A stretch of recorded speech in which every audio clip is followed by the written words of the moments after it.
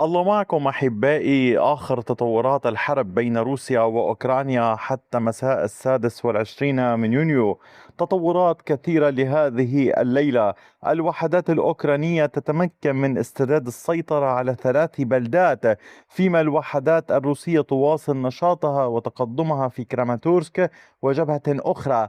أما العمليات في مقاطعة زابوروجي فهي كبيرة وقوية، وهناك هجوم واسع النطاق.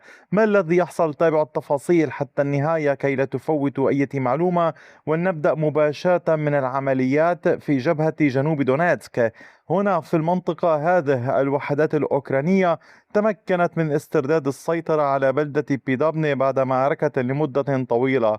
القوات الروسية سيطرت على كامل البلدة بعد أن كانت قد أتمت السيطرة على هذه المساحة باللون الأزرق.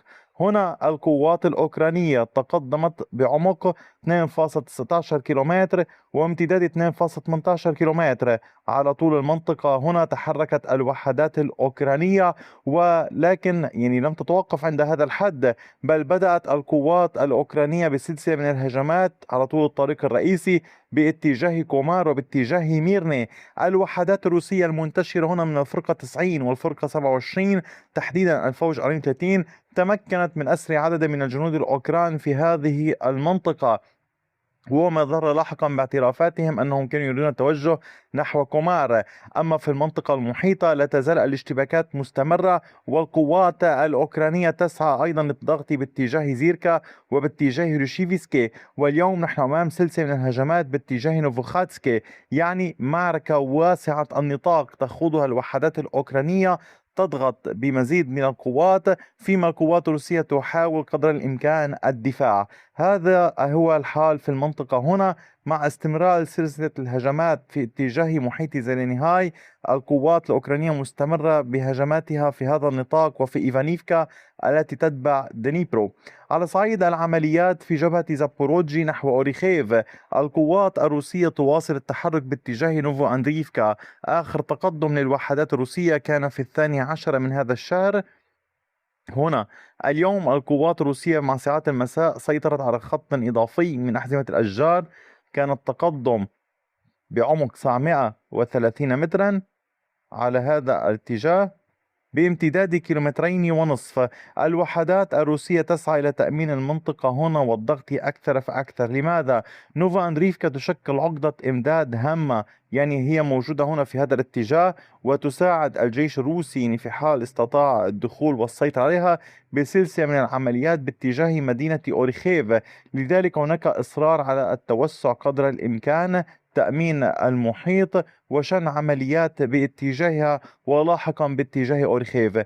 المعركة لا تزال مستمرة، واليوم الأوكران يحاولون الدفاع في مانوتوكماشكا، نوفو دانيليفكا ونوفو أندرييفكا لمنع الجيش الروسي من الاقتراب من 3 اتجاهات في هذه المنطقة، دون أن ننسى العمليات المستمرة في جبهة يوليبيلسكي، حيث كان يحاول الجيش الروسي الوصول إلى أوملنيك ولاحقا التقدم باتجاه أوريخيف من اتجاه رابع. لكن هناك أمر هام جدا يحصل في اتجاه القطاع الغربي. هنا في هذه المنطقة الوحدات الأوكرانية تشن هجمات واسعة النطاق باتجاه بلافني. حاليا حتى اللحظة الهجوم كبير جدا، ولكن رغم كل هذا لم تتغير خريطة السيطرة. الوحدات الروسية تحاول قدر الإمكان التصدي لعمليات الهجوم. الأوكران يحاولون الضغط من الجهة الشمالية، يعني من المنطقة هنا، وأيضا بسلسلة من الهجمات من الجهة الشرقية نحو كاميانسكي للضغط على كامل القطاع حيث تنتشر القوات الروسية. لذلك ننتظر ونترقب إلى أين ستؤول الأمور. فيما يتعلق بالعمليات في جبهة كراماتورسك، الوحدات الروسية تواصل التقدم في محيط ريو إلكسندريفكا، وقد تمكن الجيش الروسي من توسيع السيطرة في محيط هذه البلدة مباشرة، مسيطرا على أجزاء من المنطقة هنا على هذا الوادي ستلاحظونه ضمن اللون الزهري. عمق التقدم للوحدات الروسية بلغ 1.26 كيلومتر بامتداد 1.27 كيلومتر.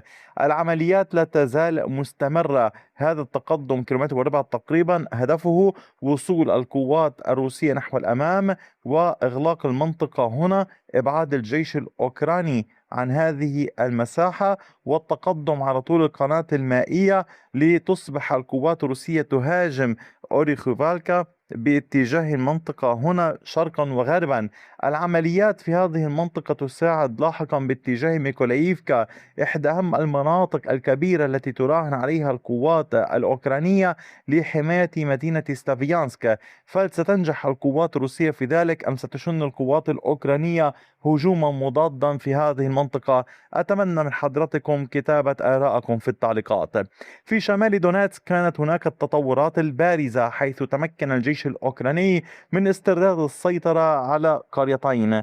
الأولى بلدة ريكوداب، تمكن الجيش الأوكراني من الضغط بشكل كبير واستعادة السيطرة على هذه المنطقة كاملة باللون الأزرق كما تشاهدون.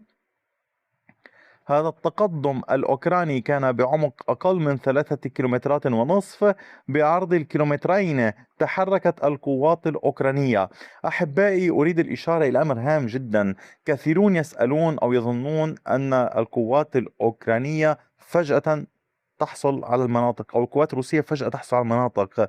في أي حرب هذا الأمر يحتاج سلسلة من الهجمات ثم لاحقا يحصل التقدم، وبالتالي شرحت منذ مدة طويلة حول هذه الهجمات، حول الضغط الكبير الذي يحصل منذ أكثر من أسبوعين، واليوم ظهرت هذه النتائج يمكن قول استطاعوا تحقيقها. وبالتالي بعد أسابيع من العمليات العسكرية الأوكران تقدموا وسيطروا، ولا زالت المحاولات مستمرة للدخول باتجاه نوفي. يسعى الجيش الأوكراني إلى السيطرة عليها والضغط أيضا باتجاه كاترينيفكا وإبعاد الجيش الروسي عن كامل نوفوميخايليفكا. هذا سيساعده في إبعاد الجيش الروسي عن شمال مقاطعة دونيتسك. هنا عند هذا الخط الزهري تنتهي مقاطعة دونيتسك شمالا، وبالتالي يحاول الأوكران الحفاظ على مكاسب منع الجيش الروسي من السيطرة على هذه المناطق. جنوبا كانت الوحدات الأوكرانية قد سيطرت على ليبوفي، هذه القرية الموجودة هنا ضمن هذه المساحة باللون الأزرق مع المساحة المحيطة بها، جرت السيطرة عليها من قبل الوحدات الأوكرانية. التقدم هنا كان بعمق 2.36 كيلومتر، بامتداد أكثر من كيلومتر وربع سيطر الجيش الأوكراني عليها ويحاول التقدم أكثر فأكثر. يعني العمليات في هذا الاتجاه هدفه الضغط على نوفي من 3 اتجاهات وزيادة الضغط على الوحدات الروسية في القطاع. هنا شرحت لكم أمرا هاما، لاحظوا البلدات التي أشير إليها، هي بلدات كما تلاحظون بعيدة عن بعضها البعض، واليوم نحن نتحدث عن مساحة مفتوحة من المناطق الموجودة هنا، وبالتالي هذا الأمر صعب جدا تغطيته، ولذلك التحدي الكبير هو في حال استطاع الجيش الأوكراني النجاح بالسيطرة على هذه المناطق، يعني الصمود في مساحات مفتوحة. على كل حال أحبائي، هذه هي التقدمات للطرفين فيما تستمر الاشتباكات باتجاهات فولشانسك كوبيانسك ليمن وكوستانتينيفكا وطبعا جبهة دنيبرو. أما على صعيد الضربات كانت القوات الروسية قد شنت سلسلة من الضربات باتجاه مصفاة كريمنشوك هنا في المنطقة هنا. أيضا فيما يتعلق بالضربات الأخرى كان هناك ضربات في مناطق ومقاطعات إضافية.